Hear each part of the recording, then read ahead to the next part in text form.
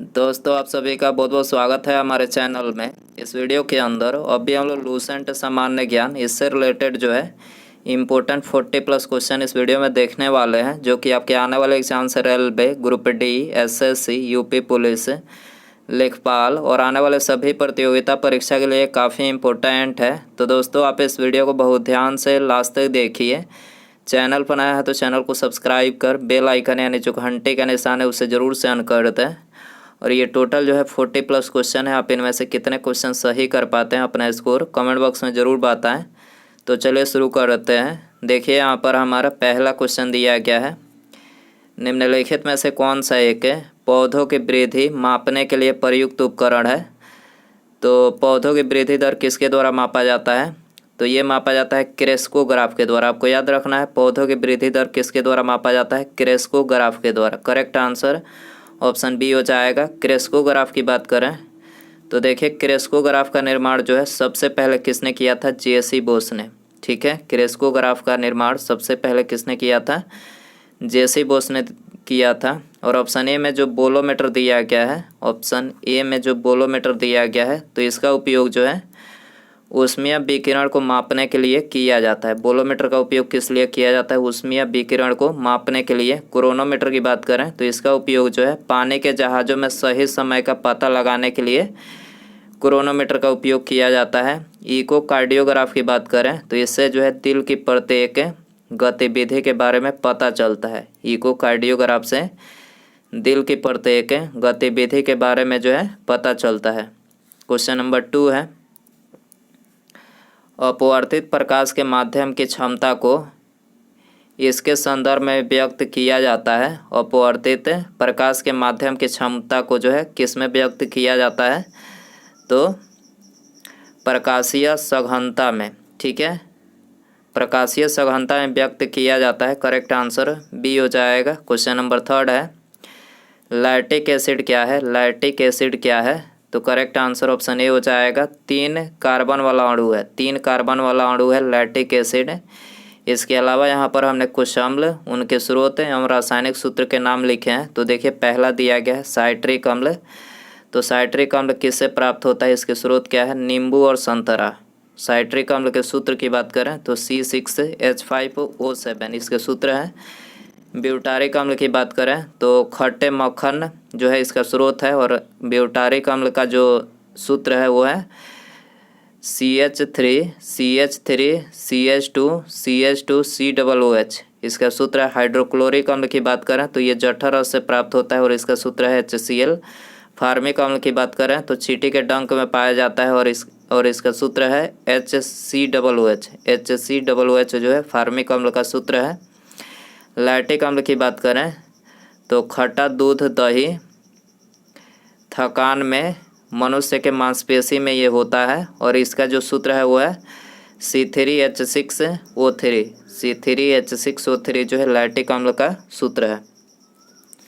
Question number 4 है, पौधे से बीज में भ्रूण होता है जो उचित परिस्थितियों में अंकुरित हो जाता है। इस प्रक्रिया को इनमें से किसके रूप में जाना जाता है? तो देखिए इस प्रक्रिया को जो है अंकुरन के रूप में जाना जाता है। करेक्ट आंसर ऑप्शन ए हो जाएगा। क्वेश्चन नंबर 5 है, किस पीढ़ी के कंप्यूटर भारी, वैक्यूम ट्यूब आधारित और महंगे थे? किस पीढ़ी के कंप्यूटर भारी, वैक्यूम ट्यूब आधारित और महंगे थे? तो ये थे पहली जो पीढ़ी थी वो थी। तो करेक्ट आंसर ऑप्शन सी हो जाएगा। क्वेश्चन नंबर 6 है, मनुष्य में निम्नलिखित में से किसकी ऑक्सीजन के लिए उच्च आत्मीयता है? ऑक्सीजन के लिए उच्च आत्मीयता इनमें से किसकी है? तो हीमोग्लोबिन की है। ठीक है, करेक्ट आंसर बी हो जाएगा। हीमोग्लोबिन की बात करें तो आरबीसी में एक विशेष प्रकार का प्रोटीन वर्णक हीमोग्लोबिन पाया जाता है, जिसके कारण से रक्त जो होता है वो लाल दिखाई देता है। रक्त का लाल रंग किसके कारण से होता है? ये एग्जाम में पूछा जाए तो हीमोग्लोबिन के कारण से होता है। लाल रक्त कणिकाओं को क्या बोला जाता है? इरिथ्रोसाइट। ठीक है, इरिथ्रोसाइट बोला जाता है आरबीसी को। इसके अलावा डब्ल्यूबीसी यानी श्वेत रक्त कण की बात करें तो इसको क्या बोला जाता है? ल्यूकोसाइट। और डब्ल्यूबीसी को क्या बोला जाता है? ल्यूकोसाइट। WBC की जीवन काल की बात करें, वाइट ब्लड सेल, इसका जीवन काल कितना होता है? तो देखिए इसका जो जीवन काल होता है वो होता है 1 से 4 दिनों का। जबकि RBC की बात करें तो देखिए RBC रेड ब्लड सेल, इसका जीवन काल होता है 100 से लेकर 120 दिनों का जो है इसका जीवन काल होता है। क्वेश्चन नंबर 7 है, गोलीय दर्पण की परावर्तक सतह का केंद्र बिंदु क्या कहलाता है? गोलीय दर्पण की परावर्तक सतह का केंद्र बिंदु क्या कहलाता है? तो ये ध्रुव यानी पोल कहलाता है। करेक्ट आंसर बी हो जाएगा। क्वेश्चन नंबर 8 है, पूंजी के नियमित मूल्य क्षय को समायोजित करने के क्रम में किए गए सकल निवेश के मूल्य को क्या कहा जाता है? पूंजी के नियमित मूल्य क्षय को समायोजित करने के क्रम में किए गए सकल निवेश के मूल्य को क्या कहा जाता है? तो देखिए इसको जो है मूल्य ह्रास कहा जाता है। करेक्ट आंसर ऑप्शन ए हो जाएगा। इसके अलावा अवमूल्यन की बात करें तो अवमूल्यन का जो मुख्य उद्देश्य है वो है व्यापार को बढ़ाना और आयात को कम करना। अवमूल्यन का मुख्य उद्देश्य क्या है? व्यापार को बढ़ाना और आयात को कम करना। भारत में अवमूल्यन पहली बार कब किया गया था? सितंबर 1949 में हुआ था। दूसरी बार अवमूल्यन जून 1966 में हुआ था। तीसरी बार जो अवमूल्यन हुआ था जुलाई 1991 में हुआ था। कुल स्थिर लागत कुल परिवर्तनीय लागत का योग कहलाता है। क्या कहलाता है? तो ये कहलाता है कुल कीमत। ठीक है, बी आंसर हो जाएगा। प्रसिद्ध लोकगीत कजरी कहाँ का लोकप्रिय है? प्रसिद्ध लोकगीत कजरी कहाँ का लोकप्रिय है? तो कजरी की बात करें उत्तर प्रदेश का लोकप्रिय है। करेक्ट आंसर ये हो जाएगा। क्वेश्चन नंबर 11 है, www के लिए इनमें से किस प्रोटोकॉल का प्रयोग किया जाता है? तो www के लिए जो है ये HTTP प्रोटोकॉल का उपयोग किया जाता है। करेक्ट आंसर ऑप्शन डी हो जाएगा। इसके अलावा HTTP की फुल फॉर्म की बात करें तो इसका फुल फॉर्म होता है हाइपर टेक्स्ट ट्रांसफ़र इसका फुल फॉर्म होता है। प्रोटोकॉल HTML का पूर्ण रूप की बात करें HTML की तो हाइपर टेक्स्ट मार्कअप लैंग्वेज जो है इसका फुल फॉर्म होता है। FTP का फुल फॉर्म क्या होता है? फाइल ट्रांसफ़र प्रोटोकॉल इसका फुल फॉर्म होता है। TCP का फुल फॉर्म क्या होता है? पूर्ण रूप ट्रांसमिशन कंट्रोल प्रोटोकॉल। याद रखना है आपको। इनमें से किस इस्पात संयंत्र की स्थापना छत्तीसगढ़ के दुर्ग जिले में रूसी सहयोग से की गई थी और इसमें 1959 में उत्पादन शुरू हुआ था? तो कौन सा इस्पात संयंत्र है? तो यह है भिलाई इस्पात संयंत्र। ठीक है, करेक्ट आंसर सी हो जाएगा। इनमें से किसकी स्थापना लीग ऑफ नेशंस के स्थान पर की गई थी? तो संयुक्त राष्ट्र यानी यूनाइटेड नेशन की जो स्थापना की गई थी लीग ऑफ नेशन के स्थान पर किया गया था। आंसर हो जाएगा बी। इनमें से किसे मिल्क मैन ऑफ इंडिया कहा जाता है? मिल्क मैन ऑफ इंडिया किसे बोला जाता है? तो वर्गीज कुरियन को बोला जाता है। करेक्ट आंसर ये हो जाएगा। इनमें से किस चिकित्सक ने भारत आकर 1974 से 1815 तक बंगाल मेडिकल सर्विस में कार्य किया और भारत के कई विविध क्षेत्रों में महत्वपूर्ण सर्वेक्षण एवं खोज की? किसने किया था? तो ये किया था फ्रांसिस बुकानन ने। ठीक है, करेक्ट आंसर ये हो जाएगा। 1948 में वैश्विक व्यापार को विनियमित करने के लिए गेट की स्थापना की गई थी। गेट का फुल फॉर्म क्या है? तो देखिए गेट का जो फुल फॉर्म है वो है general agreement on tariffs and trade. General agreement on tariffs and trade जो है इसका फुल फॉर्म है। करेक्ट आंसर सी हो जाएगा। वेल्थ ऑफ नेशंस नामक पुस्तक के लेखक कौन है? वेल्थ ऑफ नेशन किसके द्वारा लिखा गया था? तो ये एडम स्मिथ के द्वारा लिखा गया था। करेक्ट आंसर ये हो जाएगा। मनोरा का किला कहाँ स्थित है? मनोरा का किला कहाँ स्थित है? तमिलनाडु में स्थित है। करेक्ट आंसर बी हो जाएगा। इसके अलावा यहाँ पर हमने महत्वपूर्ण किला और उनके स्थानों के नाम लिखे हैं। ठीक है, पहला दिया गया है मेहरगढ़ का किला, ये कहाँ पर है? राजस्थान में है। ग्वालियर का किला मध्य प्रदेश में। चित्तौड़गढ़ का किला राजस्थान में। सोनार का किला राजस्थान में। कांगड़ा का किला हिमाचल प्रदेश में। कुंभलगढ़ का किला राजस्थान में। गोंजी का किला तमिलनाडु में, सेंट जॉर्ज का किला मद्रास में, लुई का किला पांडिचेरी में, रोहतासगढ़ का किला बिहार में। लॉकडाउन में कौन सी धारा लगाई जाती है? लॉकडाउन में कौन सी धारा आप सभी को पता होना चाहिए। धारा 144 लगाई जाती है। ठीक है, सी आंसर हो जाएगा। दोस्तों, यदि आपको वीडियो पसंद आ रहा है तो प्लीज़ वीडियो को लाइक करें, अपने दोस्तों में शेयर करें और चैनल पर आए हैं तो चैनल को सब्सक्राइब करके बेल आइकन ऑन करके ऑल नोटिफिकेशन पर क्लिक करें, ताकि जब भी मैं कोई नई वीडियो अपलोड करूं उसका नोटिफिकेशन जो है आपको सबसे पहले मिल सके। तो सब्सक्राइब करने के बाद बेल आइकन ऑन रखें। मनुष्य के कान में हड्डियों की संख्या कितनी होती है? वेरी इंपॉर्टेंट क्वेश्चन है ये, आपको पता होना चाहिए। मनुष्य के जो कान होती है उसमें हड्डियों की जो संख्या होती है 6 होती है। एक कान में 3 हड्डियाँ पाई जाती है और एक कान में 3, मतलब दोनों कान में मिलाकर 6 हड्डियाँ जो है मनुष्य के कान में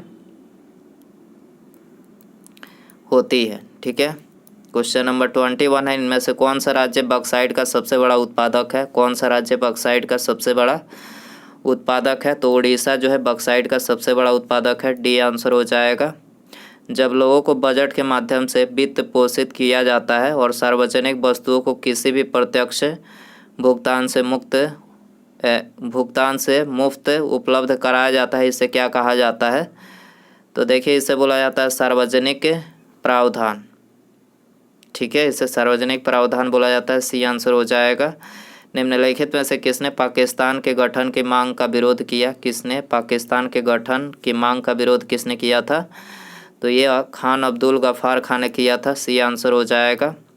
निम्नलिखित में से कौन भारत में सबसे नवीनतम नाभिकीय ऊर्जा संयंत्र है? भारत में सबसे नवीनतम नाभिकीय ऊर्जा संयंत्र कौन सा है? तो ये है कुंडनकुलम है। बी आंसर हो जाएगा। कुंडनकुलम नाभिकीय संयंत्र कहाँ स्थित है? तमिलनाडु में स्थित है। इसके अलावा तारापुर की बात करें, तारापुर नाभिकीय रिएक्टर कहाँ है? महाराष्ट्र में है। नरौरा नाभिकीय रिएक्टर कहाँ है? उत्तर प्रदेश में है। प्रसिद्ध उपन्यास अनटचेबल किसके द्वारा लिखा गया था? अनटचेबल किसके द्वारा लिखा गया था? तो ये मुल्क राज आनंद के द्वारा लिखा गया था। बी आंसर हो जाएगा। इनमें से किस रेशेदार फसल का प्रयोग मोटे कपड़े, बैग, थैले होगा और सजावटी सामान बनाने के लिए किया जाता है? किसका उपयोग किया जाता है? जूट का। ठीक है, तो ऑप्शन सी यहाँ पर करेक्ट हो जाएगा। जूट की बात करें तो जूट के प्रमुख उत्पादक राज्य हैं पश्चिम बंगाल, बिहार और असम। जूट का उत्पादन सबसे अधिक इन्हीं राज्यों में होते हैं, पश्चिम बंगाल, बिहार, असम, ये प्रमुख उत्पादक राज्य हैं। भारत के संविधान का कौन सा अनुच्छेद राज्यपाल की नियुक्ति से संबंधित है? राज्यपाल की नियुक्ति कौन से अनुच्छेद के अंतर्गत किया जाता है? अनुच्छेद 155 के अंतर्गत। डी आंसर हो जाएगा। इसके अलावा अनुच्छेद 153 की बात करें तो इसके अनुसार जो है एक या एक से अधिक राज्यों का एक राज्यपाल हो सकता है।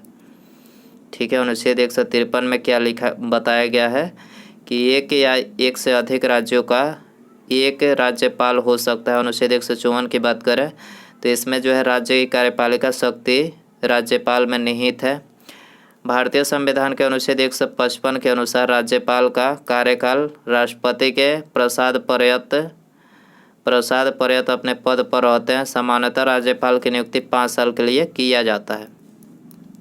अनुच्छेद 157 में क्या बोला गया है? राज्यपाल बनने की योग्यताएं जो है इसमें दी गई है। राज्यपाल बनने की योग्यताएं 157 में 159 की बात करें तो इसके तहत राज्य के उच्च न्यायालय के मुख्य न्यायाधीश राज्यपाल को शपथ दिलाते हैं। 159 में के तहत राज्य के उच्च न्यायालय जो हैं ये मुख्य न्यायाधीश, राज्य के उच्च न्यायालय के जो मुख्य न्यायाधीश है वो राज्यपाल को शपथ दिलाते हैं। किस अनुच्छेद में है?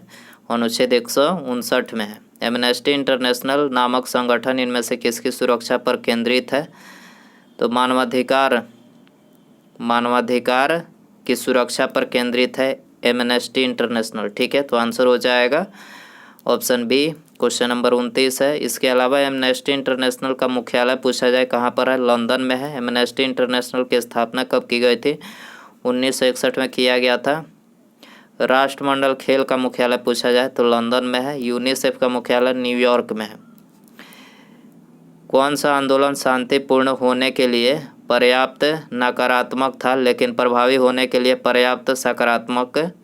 कौन सा आंदोलन कौन सा आंदोलन है? तो ये है असहयोग आंदोलन। ठीक है, तो आंसर हो जाएगा सी। 1793 में अस्थाई बंदोबस्त लागू होने के समय बंगाल का गवर्नर जनरल कौन था? तो उस टाइम पे जो बंगाल का गवर्नर जनरल था वो था लॉर्ड कॉर्नवालिस। ठीक है, करेक्ट आंसर सी हो जाएगा। जय जवान जय किसान का प्रसिद्ध नारा किसने दिया था? जय जवान जय किसान का प्रसिद्ध नारा किसने दिया था? तो इसका नारा जो है लाल बहादुर शास्त्री ने दिया था। करेक्ट आंसर ये हो जाएगा। प्रमुख नारा और व्यक्ति यहाँ पर हमने लिखे हैं। पहला दिया गया है इनकलाब जिंदाबाद, तो इसका नारा भगत सिंह ने दिया था। वंदे मातरम बंकिम चंद्र चट्टोपाध्याय ने दिया था। जय हिंद सुभाष चंद्र बोस ने दिया था। जय जवान जय किसान और जय विज्ञान, इसका नारा जो है अटल बिहारी वाजपेयी ने दिया था। वापस वेदों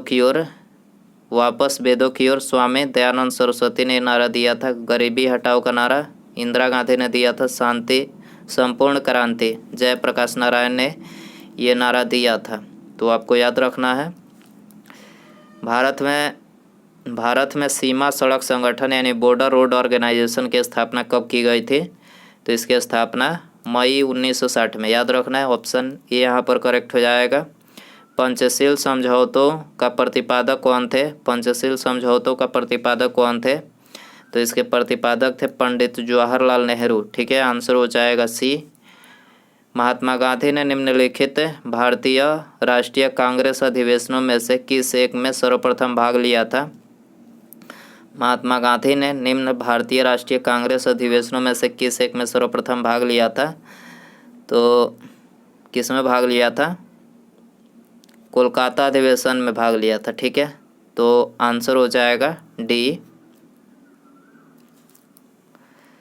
भारत की आत्मा गांव में निवास करती है। भारत की आत्मा गांव में निवास करती है, यह कथन किसका है? तो देखिए यह कथन जो है महात्मा गांधी जी का है। डी आंसर हो जाएगा। भारत सेवक समाज की स्थापना किसने की थी? भारत सेवक समाज की स्थापना किसने की थी? गोपाल कृष्ण गोखले ने किया था। ठीक है, करेक्ट आंसर बी हो जाएगा। मोती मस्जिद किस नगर में स्थित है? मोती मस्जिद किस नगर में स्थित है? आगरा में स्थित है। करेक्ट आंसर ए हो जाएगा।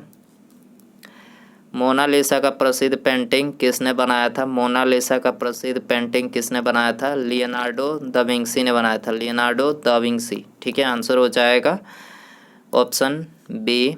क्वेश्चन नंबर 39 है। विश्व का पहला मानव हृदय प्रत्यारोपण किसने किया था? विश्व का पहला सफल मानव हृदय प्रत्यारोपण किसने किया था? तो ये किया था क्रिश्चियन बर्नार्ड ने। ठीक है, आंसर हो जाएगा बी। काजू की खेती के लिए कौन सी मिट्टी सर्वाधिक उपयुक्त है? काजू की खेती के लिए जो है कौन सी मिट्टी जो है सर्वाधिक उपयुक्त है? तो ये है लैटराइट मिट्टी। ठीक है, लैटराइट मिट्टी।